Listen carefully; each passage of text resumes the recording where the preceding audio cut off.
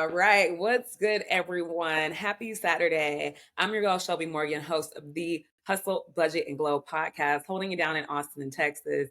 As you know, I am from Houston, Texas, H-Town, hold it down. And today I have a phenomenal guest, Jason Schmitt. He is a numbers CPA guy by day and a turntable mixologist by night. He's phenomenal. He's amazing. He's holding it down in Alabama today. So I'm going to go ahead and pass it over to him, let him introduce himself and tell you a little bit about his side hustle journey and what that looks like for him. And we're going to talk about his book that I think everyone should buy. I'm actually going to go grab it really quickly because there are some things that I want to specifically talk about in the book. But Jason, go ahead and introduce yourself. I'll be right back. Give me 1 second. But go ahead. The book is right here. Well, welcome to the the Hustle, Budget, and Glow podcast. Absolutely, I'm Jason Schmitt. I am a CPA. That's what I do, my 9 to 5, and then I also have a side hustle where I DJ weddings and mostly weddings, and most of ours are destination weddings. We live on the Gulf Coast of Alabama, so most of ours come for the beach and get married on the beach and have a reception there. So that's what we do. I wanted another line of income. That's why we started it and built it from there. And it's done well. We're very successful and we love it. I absolutely love DJing. It's one of the most fun things I can do by far. By far. Okay. So Jason, numbers by day, turntables by night. So let's talk a little bit about your CPA journey. Then we'll delve into the music side. So have you always loved numbers? I don't know if that's a good.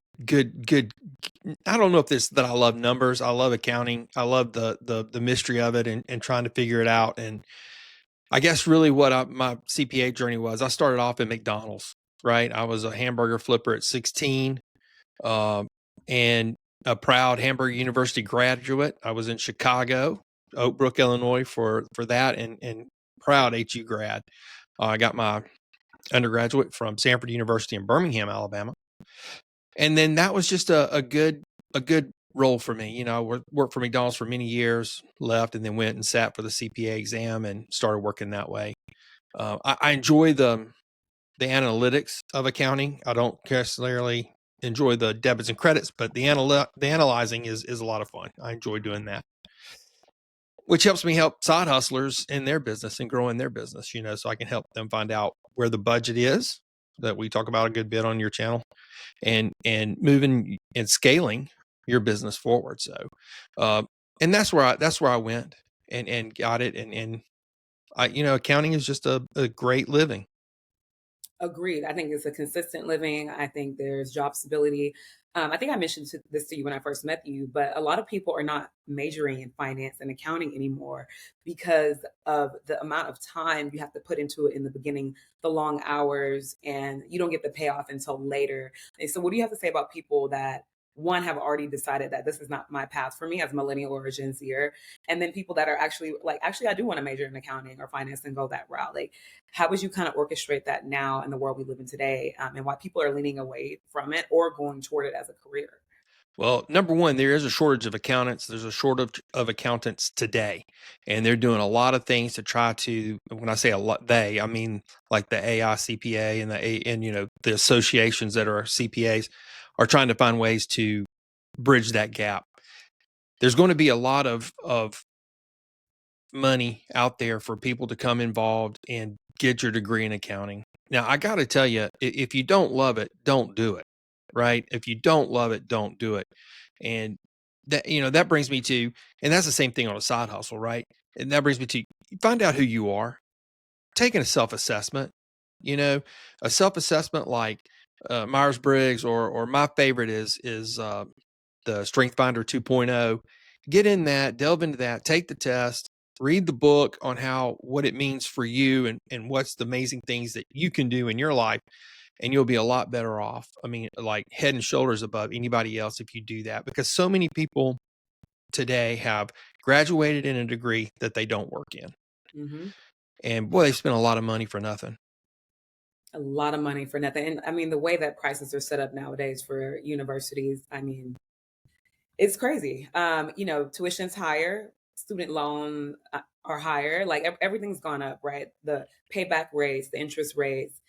you don't want to have to spend the money if you don't need to. If that's the case, honestly, go get a certification, get a few certifications and go that route.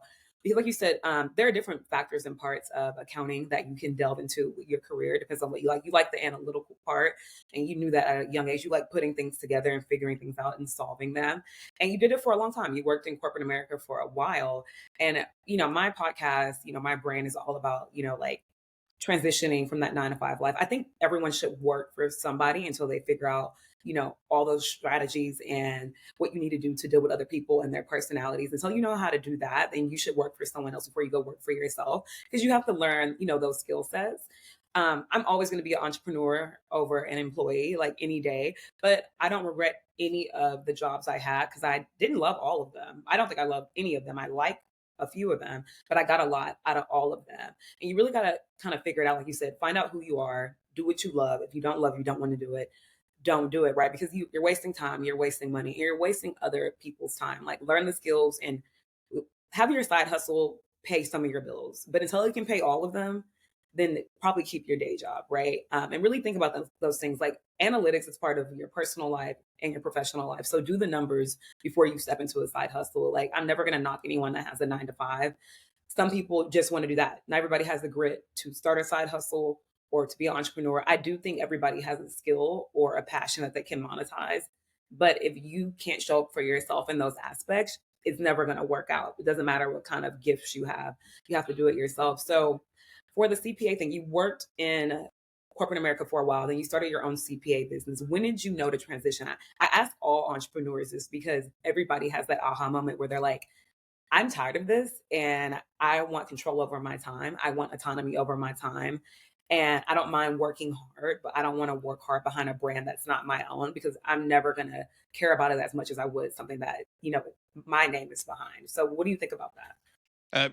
I couldn't agree more. I mean, that's exactly why I left the CPA firm I was with to go out on my own. Was they were hounding me with billable hours, right? And you got to have billable hours for the firm to make money, obviously. Uh, but when I was doing that, they wanted me to be in addition to the hours that I'm putting in at the office. So if I'm going to bust my butt that much, then I want to make sure that I'm getting what I need out of it, right? So if I say, if I'm going to go out there and work till 8 o'clock at night, networking or talking to people or anything, then I'm going to do it for myself.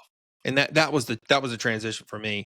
And then I went back into the corporate world with corporate controllers, working as a corporate controller for a few companies, and still work as a corporate controller currently. Because I love what I'm doing there, and when you get to somewhere that you're going to make a difference and you're going to help them grow, it's hard to beat that, right? So you really try to get that going, and so that's where I'm at right now. But then my side hustle, of course, is doing fantastic. Right. And then I'm trying to help other people, right? That is really my passion, is helping other people be successful. So when we look at side, if you want to leave your 9 to 5 grind, let's do it. Let's find a side hustle that's viable. Let's scale the side hustle. And just like you said it so perfectly, is everybody has a passion they can monetize. 100% guaranteed. We just got to find it. You just got to find it, but you have to want to do it. You have to show up for yourself. If you're not the kind of person who can show up for yourself, no one's going to do it for you. And honestly, no one's going to save you at the end of the day. It's really up to you how far you want to take your professional career or your side hustle, your entrepreneurship career. And like you said, you like helping other people be successful, but a lot of people don't want to help themselves be successful. If you can't help yourself, nobody else can help you be successful. So you can't ever monetize your passion. Maybe it is best for you just to go to work. Maybe that's the thing. So right now you are still doing corporate controlling. So are you doing freelancing with these billable hours? Are you a contractor? Do you work when you want? How does that work? No, I work for them Monday through Friday, 8 to 5, doing their financial stuff. And we're transitioning uh, to manufacturing. One of our things that we're going to start transitioning to manufacturing, which is, again, here we are. We're talking about a completely different line for these guys, and helping them get to that line just makes me that's happy. That's where I want to be. I want to be putting out fires. I want to be helping them get a system in place and getting it growing. That is absolutely true. So, but then the other part is completely on me, on my side, when I'm doing other times, right? Work hard at doing that, whether it's the YouTube channel or whether it's helping people out through accountability partnership. I think that's the perfect word, accountability partnerships. So do you do any freelancing or taxation for people when it comes to accounting? Or you help just strictly that's your 9 to 5 when it comes to your accounting world? Yeah, that's my 9 to 5.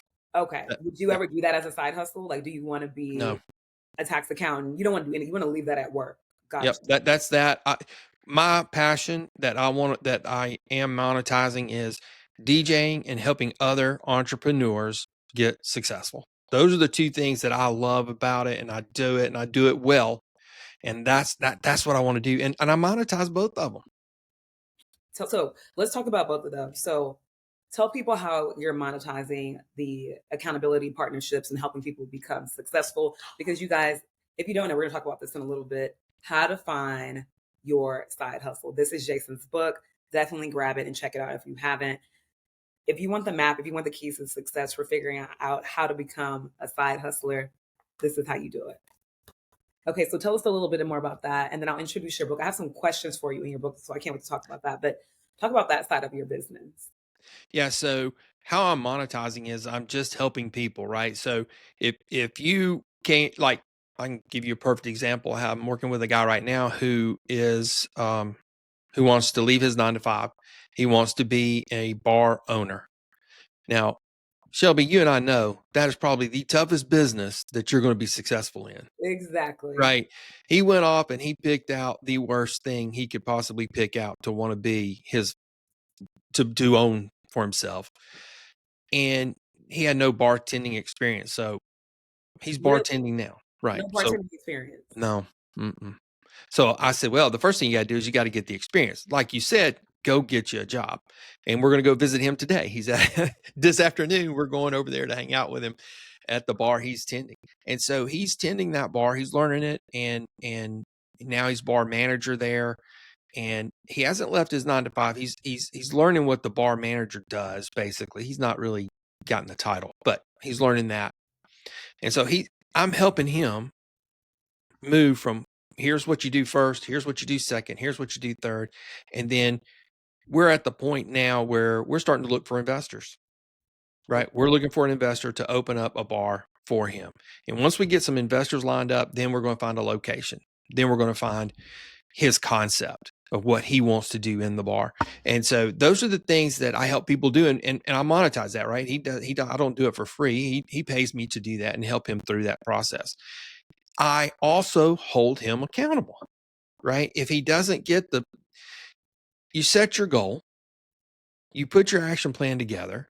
The magic number's 3, just like De La Soul said, and you go in there and you do your 3 things a week to achieve that goal. That's the magic. And everybody knows how to do it, but nobody really takes the time to do it. Right. Just like you said, Shelby, I can't force you to do it. You got to do it on your own. You got to get to that point where you want to do it. That's exactly what he is, and that's where he is. You do the 3 things and you go on to the next week. You review and you do and just keep it going. It's just very important. So, and that's what we're doing. I mean, when I say we, I mean that's what I'm doing to help these people get successful. What is he like about the bar industry that would make him want to open up a bar? He's never been a bartender. He's never been a mixologist. He's never gotten into any of this part of the bar world. What is making him want to own a bar? And what does he do for his 9 to 5? I'm very curious.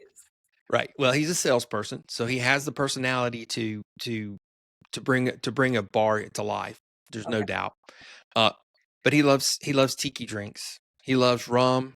He loves the rum runner. He loves the barrel, the rum barrel. He loves the Mai Tai. All those fancy drinks that he loves, and that's where and we don't have we have very few tiki bars here, and that's really where he wants to go with his concept, is a tiki bar in the different rums, because whether it's a Barbados rum or a Cuban rum, or they just taste so different, and the way they make them is so different. It's just amazing. And to hear him, and this is something he could talk to you for hours about. Okay. Right. So, and that's another thing that says, all right, he's into this. He could really do it. Okay, gotcha. So he has a personality. He has sales experience. he has a passion for crafted Caribbean cocktails. He wants a rum-based bar in Alabama on the beach side. I mean, I think it can make a lot of money, honestly, because there's few to none when it comes to these kind of bars that are specific. And it seems like he wants kind of like a crafted cocktail bar, a rum-based crafted cocktail bar that's a little elevated in Beachtown, Alabama. And I love that. I think it could go really well. And he has the understanding of how a business runs and how sales run. So now that I understand him more, that makes a lot of sense. He has a passion for it. He's done the research. He understands Caribbean culture, rum drinks, where to purchase his alcohol from. So, okay, this is not somebody who just wants to open a bar because he loves drinking. No, like this is something way more than that. He has a defined idea behind what he wants to do. He just had to go and get the experience to work at the bar, understand how it's ran, so that way he can leave 9 to 5. So investors, perfect location, that makes sense. So I love how you're his business advisor, right? That's what you're doing. You're Well, advising him. yeah, I am, but it's mostly I wouldn't say I'm advising him more than it is a journey of discovery, right? Okay. I'm helping him discover what he really wants to do. He's not, I'm not saying, oh, well, you need to go this way, or you need to go that way. We're discovering what he really wants to do to put in place. I love that. Yeah. So I mean, at the end of the day, you're guiding him to a certain extent, but you're helping him guide himself down his own path of entrepreneurship, right? Like you're giving him the tools and resources he needs, and he's taking the actions and the steps to make it happen. I'm very excited about this bar. If and when I ever come down to Alabama, I definitely want to drink on the beach. So tell people where you live at, Jason, because I think it's super cool. I didn't know beach culture, beach town life in Alabama until you mentioned it to me. So tell people where you live. We did. All right. So I live in a small town called Fairhope, Alabama. It's very quaint. It's a beautiful place. Large trees, laid back, a beautiful downtown. I mean, we have flowers on our garbage cans, for crying out loud. So it's a very, very cool place. I suggest anybody come down here and visit, but we're 40 miles north of the Gulf. So we have two beach towns, Gulf Shores, Alabama, and Orange Beach, Alabama. And if you've ever heard of Fort Morgan, Admiral Farragut said, "Damn the torpedoes, full speed ahead." That's where that happened, was in Mobile Bay. So real close to us. So we're on the eastern shore of Mobile Bay. But beautiful white sand beaches, beautiful clear. I see in the chat somebody said, is that close to Daphne? We are right next door to Daphne, Alabama. So yes, real Okay. close. Anthony, thank you for being in the chat today. That's But my yeah, he's hilarious. so we are right next to Daphne. Yes, absolutely, and great place. And that's where most of my DJ work is at the beach. We have a completely battery operated setup for the beach. So you can't take a generator on the beach, so you have to have battery powered speakers and microphones. So when you roll it out onto the beach to get married on the beach, you have no cords. You can't run an extension cord or anything like that. So we have that, and we do ceremonies on the beach and then roll it back up to do the party at the reception.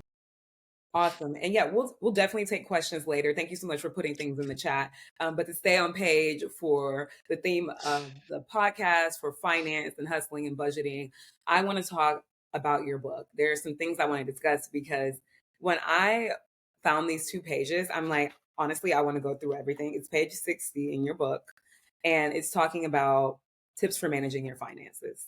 So I 100% think everybody can never have too many tips when it comes to managing their finances. So, but before I delve into these 2 pages, 60 and 61, how did you get started with writing a book? What does it mean to you as a writer, as a creator? And how does that look for you over the past couple of years? And then we'll dive more into what I'm going to talk about. The book goes hand in hand with my side hustle of DJing. I went to 6 weddings in 1 year, and only one DJ was good. Now, when I say good, this DJ kept people on the dance floor. He was playing what people wanted to hear. That's the key to any DJ, right? You're not going to play Frank Sinatra and Dean Martin when you got a bunch of millennials and Gen Zs there wanting to dance, right? You're not going to do that. Right. So, but apparently the DJs that we saw weren't really that up to it. And we are season ticket holders at the University of Alabama. We go to every game, and we tailgated and played music at every game. and danced at every game. I mean, we probably had, I'd say 400 people doing the Cupid Shuffle at a LSU game. So, I love it. so we decided, we could do this. I could do this. Let's get involved and start the DJing up. So I started looking for a book that could help me start my side hustle. And I found a bunch, but they were all nothing but fluff, right? There was nothing really direct and pragmatic. So I said, okay, I'm going to write my own book. And that's exactly what I did. And I think it's a very practical book, right? I think it helps you from inception it has 2 self-assessments in there to what you're going to do well and how you're going to do it. And then moves you forward to eventually scaling it to what you want it to be. So it's a step-by-step way to side hustle, right? From mapping out your ideation to creating your business plan to actually opening the keys to the door of your business, whether it's virtual or in person, whether you're DJing, CPA, whatever the case may be. It doesn't matter what you want to do. You can figure it out by reading. This is a roadmap to side hustle. And it's a very quick read. It's not super long. Nope. It's easy to consume. It's easy to read. It's bright and colorful. You can find it. Tell people where can they find your book? They can find it on Amazon. Just Okay. Google Jason Schmitt or in the Amazon search bar, just type in Jason Schmitt, Schmitt, and you can find it. It'll pop up. We have 85 5-star reviews. Okay. So that's not bad. That's not bad at all. Guys, you heard it first from Jason. Grab the book. On the back of the book, you're already going to be captured. I love a back of the book pop out. So if the back of the book or the inside cover of the book captures me, I'm more than likely going to buy it. And you tell people what they can expect. And I love when people do that. Tell me within 30 seconds what I can expect, what we're going to be talking about, what we're going to be going through. Kind of how when I start the podcast, I'm your host. This is my guest. This is what his expertise is. So you can decide upfront in the first 5 minutes if you want to listen or not. Same for this book. In this book, it says you will learn, you will discover your perfect side hustle, you will achieve financial clarity, you will get a step-by-step startup guidance guide, you can avoid common pitfalls, and you can unlock your side hustle potential. I already know what I'm going to get out of this book. You've already told me, I'm already sold on it. So you don't have to question it. You don't got to read the first 2 pages. It's on the back. So that's how I know you're an entrepreneur, because you get right to the point. It's very important. You don't beat around the bush. And in the world we live in today, where tariffs are high, the economy is always going up and down, people are getting laid off, finances are either at an all-time low or all-time high, depending on where you stand on the radar in the economy, who you are. Everybody is thinking about, what can I do next to have extra income? Either I don't like my 9 to 5, the money isn't enough, or I got to work a part-time job when I get off work, or I just want a fresh start. Whatever the case may be, things have changed in the workforce and people are tired of it. They want less stress, more autonomy over their time, and passion around the work they do, right? That's what people need. Absolutely. And I'm going to give you a statistic here too, Shelby, that in 2021, 12% of the people said that started side hustle said they did it to make ends meet. In 2024, that's 22%. Your millennial and Gen Zs can't buy a house right now. They can't do it. So they're going to have to find extra income. And over 50% of millennials and Gen Zs have side hustles right now. We have to. And we want You to. have to. But you have to. Number 1, we have to. Number 2, we want to. It's vital. But I think we look forward to the hustle. But let me tell you, hustle is seasonal. I do not want to hustle every day, all day. Nobody wants that. I like the idea of grit plus grace. I need both. It can't just be hustle all the time. The days of working somewhere for 30 years, 20 years, and retiring are gone. I'm not doing it. Nor am I ever going back to an office building. We are trading entrepreneurship and autonomy over our time for a corporate job.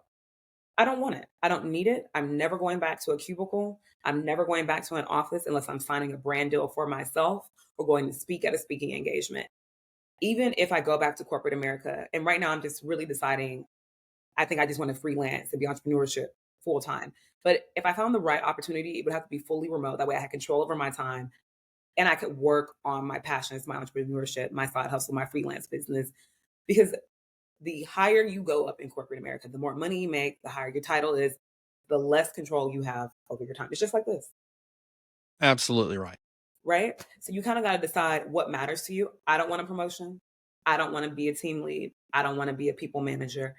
I don't want to do that. I want to do my work. I want to close my laptop and I want to go home. I have no interest. You guys can have it because at the end of the day, it comes with more stress, less time for yourself, for your family, for your passions, and all you do is work. And all you have to show for it at the end is a cake for your retirement party and working with the same people for 20 plus years who really don't care about your physical or mental health. So I really think you have to have, again, something passionate outside of that 9 to 5. If you are going to work, if you are going to do that lifestyle, do something else with it, honestly. Yeah, nobody on their deathbed ever said, "Man, I wish I spent more time at the office." No, and aren't you remote? Me, no, I go into an office Okay. because I manage. I manage more than just their finances. I do more stuff for them. My role is multiple faceted at that. But so, but no, yeah, You go every day? Monday through Friday, yeah. Oh, you go every day? Okay. So, and I know you told me your wife said she's never going back to the office. No, she'll never go back. I'm with her. Never do. You know, and she did her time. She went every day. She had the high end title, and it just wasn't worth it to her anymore.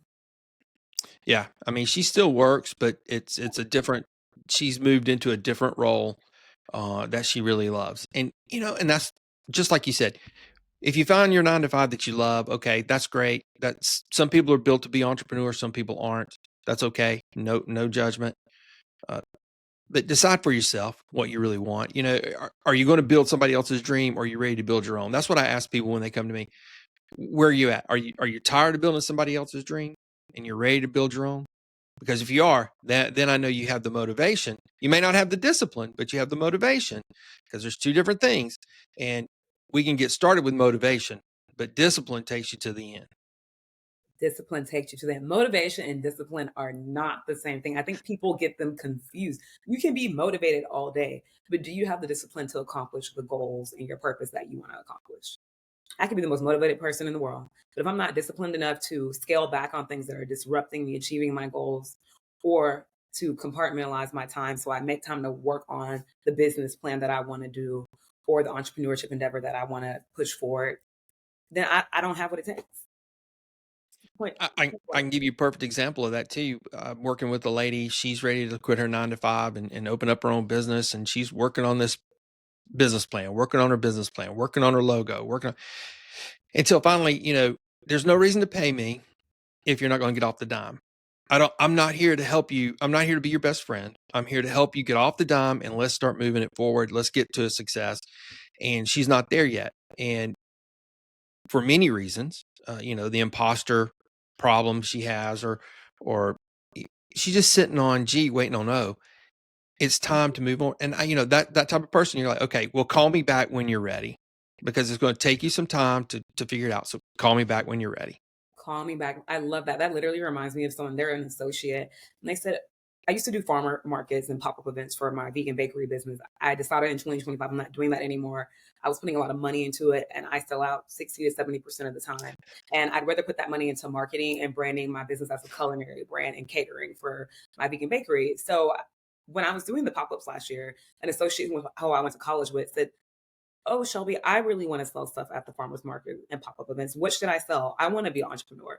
If you have to ask me that, you literally either number one should not be an entrepreneur or number two need to go figure out what it is you're good at. Because if you have to ask me what your business should be, then you're not ready to be a business owner, just like that lady. It's just you just don't have it yet, or maybe it's not for you. You really got to figure that part out in your life. And I think that's really important. Same thing with your finances. You have to really just sit up and look at your budget once a week or however often you look at it and say, this is where I'm at, but this is where I want to go with my finances. I think that's super key. And that's now I'm going to go ahead and hop into page 60 because on page 60, we're talking about tips for managing your finances. And I want to go through these tips. So this is chapter 5, by the way. So it says, keep your side hustle business spending separate from your personal costs. I agree 100%. Let's dive into it, Jason. Absolutely. You have to for tax purposes, number one. Number two, how the hell do you know if you're making any money? Right? If you don't see your money coming in and your money coming out, how would you know if you're making money and if your side hustle is successful? I mean, there's so many different aspects of that is so important, and keeping track of it. Everybody has to have, and I hate to go to the corporate world, but this is the truth. It's truth in side hustles as it is anything else. What are your key performance indicators? KPIs. Gotta have it. You do, and you got to set those up on the front end. You have to set up your KPIs before you open the business bank account. Right. I'm begging, please. You have to do it. Yeah. What does success look like to you? And then that will determine what we're going to look at to make sure you are successful. That's a hard question for a lot of people to answer. And it can change. Your ideation of success as a business owner and entrepreneur can pivot over time. It should, honestly. If it's not changing, then I don't know how good your business is doing or how well you're doing. Let's take Lululemon right now. Their earnings are completely down. They're hurting. And I think part of it is because they didn't branch out into something else, right? You and I both know as entrepreneurs, one thing works. I work, I get money from CPA. I get money from being a DJ. The YouTube channel that I'm doing and the consulting that I'm doing, those things will make me money eventually. But if they're not making me money now, I got to refine them down to find out what I'm doing wrong to make sure that people want to buy it. So I think that when you talk about that, and then of course Lululemon's getting drilled by a new company that's got all these influencers out there with them, and I cannot remember the name of that company, but it's just you can't get stuck forever. You cannot be stuck in the same old thing like you were saying. You got to look and see where the market's going and how you're going to change with the market to keep 100%. being vibrant. Don't be a blockbuster. Right. Don't do it. Don't be a blockbuster. What was the other one? You used to be able to go and get the DVDs in front of Walgreens. Red box. Don't be a red box. Netflix always had it together. I remember Netflix from when I was in middle school, when I was like 12 and I'm 33, because my aunt had a Netflix subscription and she would always ask us, you can only get like 3 or 5 movies. What movies do y'all want me to order next? But Netflix elevated. They went from sending you DVDs in the mail. And by the way, I think they still do that if you are an original customer. You getting DVDs in the mail to having it click of a button on your TV. Now, when you get a remote, Netflix is on the remote. They always were willing to pivot. They had a great earnings report this first quarter of 2025. Fantastic. And they want to be a $1 trillion cap company by 2030. So they're expecting to grow 10% year over year for the next 5 years. That's crazy. That's I think they crazy. can do it. I do not doubt it at all. Have you been on LinkedIn and saw the salaries that Netflix is paying? Their salaries are $370,000, $750,000. They are hiring the top talent and paying them extremely well because they can. And nobody cares if the prices of Netflix are going up or if 5 people can't use the account on your plan. You're going to pay for the next plan. Netflix has something that people want. They have value. And I believe, you talk about a side hustle for people right now. How about creation of content for Netflix or Tubi or any of those people that you could do a new, I hate to say reality show because none of them are reality, but you know what I'm saying? Let's do some content for if you have the ability to film it. It doesn't have to be great, but once you get started, you're going to get picked up by somebody because they need content. Everybody needs content. Everybody needs content. It doesn't have to be great. It just has to be watchable. That's it. That's all you have to do. Okay, next up, keep track of income and expenses. Let's dive into it. Yeah, so that's real important because you got to find out if you're making money, right? That goes back to making money. Not only is it important to keep track of the revenue coming in, you got to keep track of where it's coming in because that's going to get you down to who your ideal customer is, right? You're going to be working that to find out, okay, this section of the community is buying, this section isn't. So I need to spend more time focused on this part of the community that's buying than the other. So tracking the revenue and where it's coming from is extremely important. That should be one of your one of your KPIs is where am I making the most money from and who am I making the most money from? We talk about this on a lot is the 90-day $1,000 challenge, right? If you take your idea and you can make $1,000 in 90 days, your idea has some legs. If you can't, then we got to go back and refine what you're doing. Don't know what it is, but we'll find it in that 90 days of where you're lacking and how you're going to get it better. So that's part of it, right? You got to track your revenue, you got to track your expenses. The other thing about expenses that I will say, and I've seen this so many times, Shelby, is the fact that people will put together their budget, and then the next shiny object in marketing, the next thing that catches their attention, well, it's only another $1,000, but it's not in the budget. It may be the greatest thing since sliced bread, but we got to make sure that it's got to get done in budget, right? And maybe that's something you want to do. Then we need to go back to the budget and look at it. Maybe we need to change it up a little bit. So don't fall for everything. You have a budget, you have your expenses. Let's track them and make sure we're staying in budget.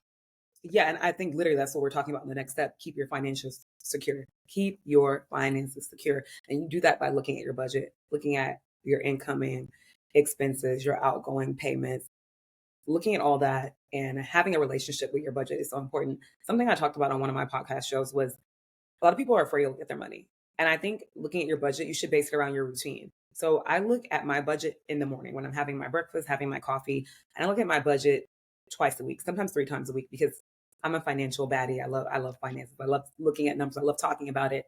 I love making sure I'm good. So if you can have a routine around your budget, then you won't be so afraid to get your finances in order. You won't be so afraid to get your expenses together. You can scale back. The way I've scaled back on so many things, and I think the number one thing people can scale back on for budgeting are subscriptions. You can let at least 3 of them go. You don't need every subscription. I have a lot of subscriptions, but you don't need all of them. I recently canceled my Hulu account because I was paying for Hulu.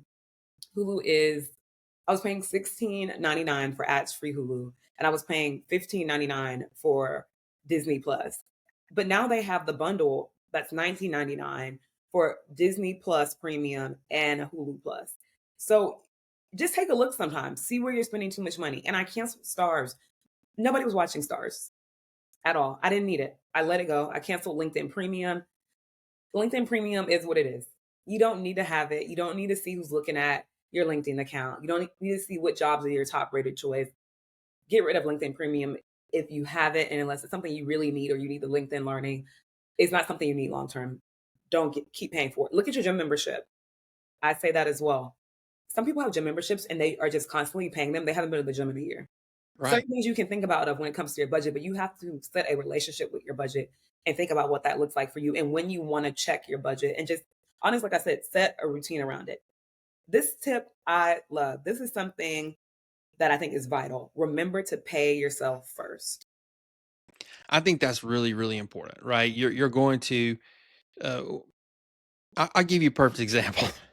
I have a pressure washer who has now made it his full-time job. And when he was starting out, it was just him, and he had all these jobs, and he'd go pressure wash them himself, and he would do the work. He knew his cost on the cleaning. He knew how much it cost on the equipment and upkeep of the equipment. He knew all that, and he was doing well. He was making money, so much money that he quit his 9 to 5. Now he was ready to expand.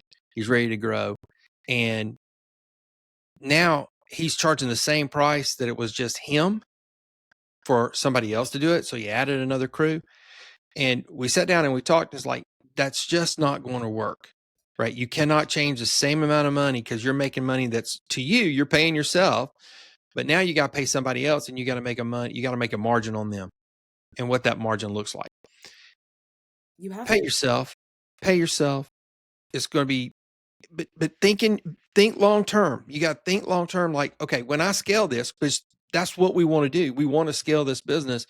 When I scale it, am I in line with the cost it's going to charge me, what it's going to cost me compared to what I'm getting paid for, and then getting my portion of the money? 100%. You have to get paid because you have to pay your bills. You have to take care of your cost of living. As you expand, you also have to expand your mindset behind being an entrepreneur. And one of those things are finances. And that leads me into your last tip on page 61, which is seek financial help. Get some help. Absolutely. I just, there's, as a business owner, as an entrepreneur, there are several things that you do not need to discount. Number one is an accountant. Number two is a lawyer, right? Those two things you need. and you need them more often than you think, right? 100%. It's just the way, it's just the nature of the beast, unfortunately. But absolutely, and find a mentor. I mean, you've talked about this on your channel many times. Is a mentor is amazing, and having a mentor that can help you. If you got to go ask somebody to be a mentor, then do it. If somebody comes to you to be your mentor, just accept it. Accept it. Go look for it. I mean, I still have a financial advisor. You can't do everything on your own. You need help. You need support. Whatever that looks like for you, go do it. It's okay. It's okay to seek help. Just like you work out at the gym, you got to work out your money, you got to work out your mind. Go see a therapist, hire a mental health coach, hire a financial advisor. Get the help you need. You don't have to do all the work yourself. Just like you order curbside pickup for your groceries so you don't have to go in the grocery store, do the same thing for your money. Do curbside pickup for your finances. Seek And that's a great point too. You need to be taking care of your finances. You have a financial advisor.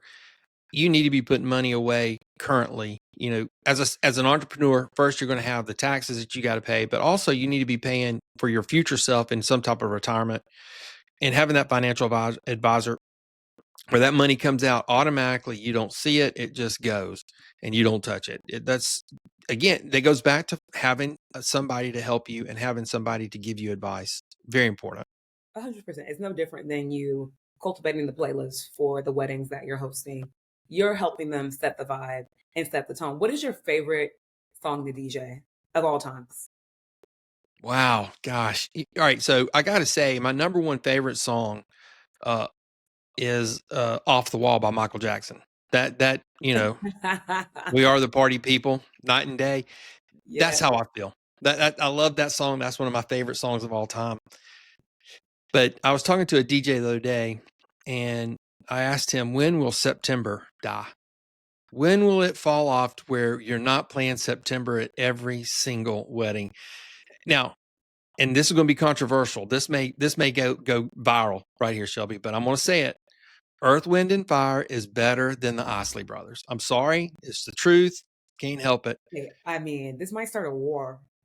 It could. But I Earth, Wind, think they're both amazing groups. I think they both have different sets of audiences that they're looking for. Some have similar audience and fan base, but I think Earth, Wind, and Fire is timeless. and we were talking about that. So we play September at almost every wedding we do. Um, I did have a wedding once where they told me absolutely no Pitbull, and Wow. I think that's just wrong because I love Pitbull. That's I mean, He's the party mascot. he is. He I mean, you throw is. down hotel room service. Come on. It- it- you know what? I don't know what they were thinking, but I love that you have your core when it comes to your professional career, your entrepreneurship career, and I love that you DJ. Like I said, numbers by day, turntables by night. What is your favorite thing about DJing? I know you love the music. I know you love the experience. But what is your favorite thing about DJing? I know you make money from it, but you love it so much. It has to be something that makes you say, "Ah, this is for me. This is my element." That's the easiest question I've had. It absolutely is going for the Oz. When you are playing that one song and then you go into the next one and they go, "Oh," or "Yeah," that's what that does it for me. That's it. And then you're building off their energy, and it's you're feeding it, and you're hitting those songs that they love because you know what kind of vibe they want. That right there is what it's all about. It's not about me playing a particular type of music. It's not about me playing a particular song. It's about me playing what they want to hear and making them have a great time. That is what does it for me. That's the key. That's where I get pumped and hyped. And then at the end of you'll do 4 hours set, and at the end of it, you're spent. You're done. It's That's crazy right. how exhausted you are. I can only imagine. I felt like you always knew you could make money with music when you were doing the tailgates at the University of Alabama games and you had people keep it shuffling in the parking lot with 400 people. You know how to set a vibe, you know how to set the tone, and you know how to bring people together.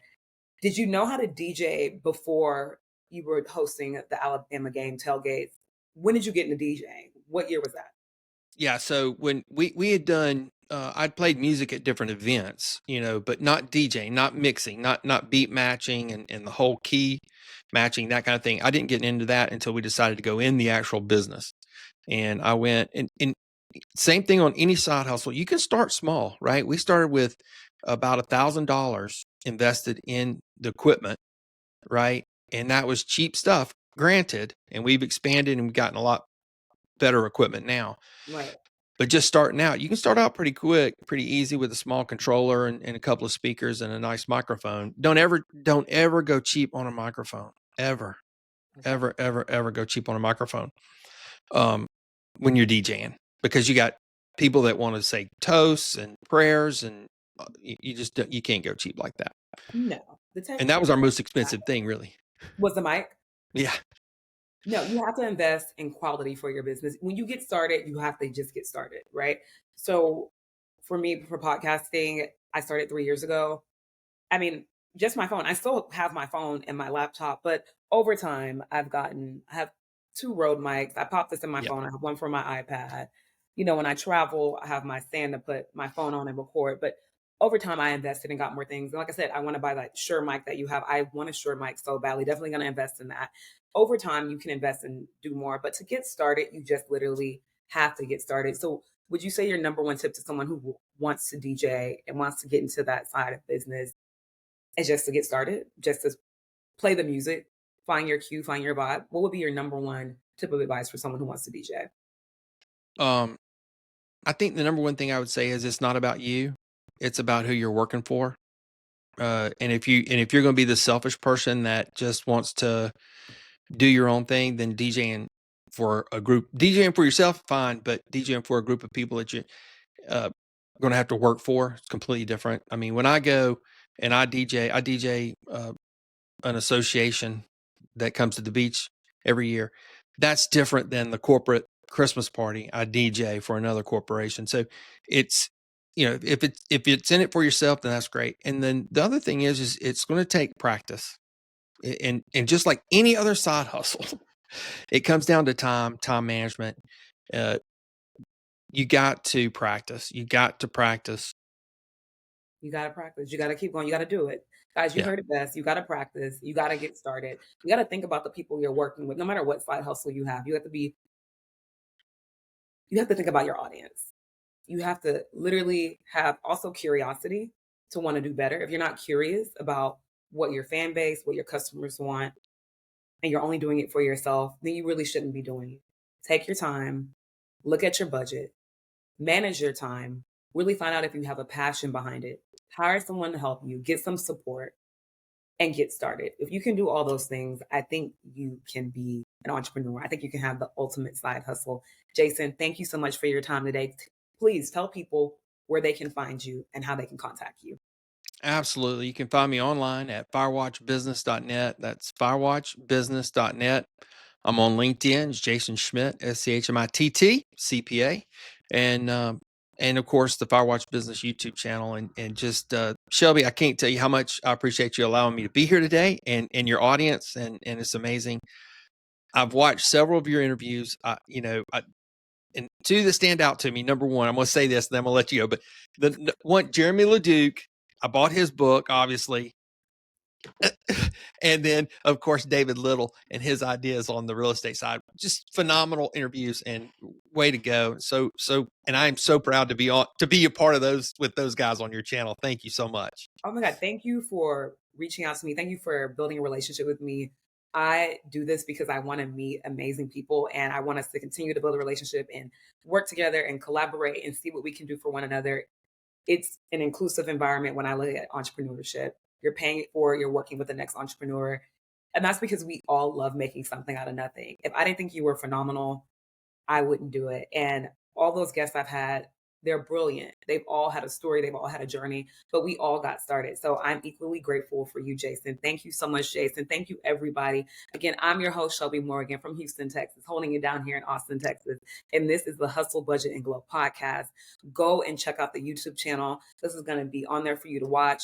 Subscribe to the podcast on your favorite streaming platform, whether that's Spotify, Apple Podcasts, Castbox, Amazon Music. You know it. Follow us on social media, Hustle, Budget, and Glow. Check out the Substack channel where I do a lot more writing and content creation. This has been a lot of fun. This is, again, Straight Talk Money and Mindset, where we have raw conversations with entrepreneurs. You can catch me live again tomorrow at 7 p.m. for Set the Tone Sundays to make sure you're prepped with your mindset and your money to start out your week. This has been a great time. Thank you, Jason. Peace out, everyone. Stay hustling, stay grinding, have some grace, have some grit, and be humble and walk in abundance. Keep your mindset right and your wallets full. Peace out, everybody. Have a blessed and happy Saturday.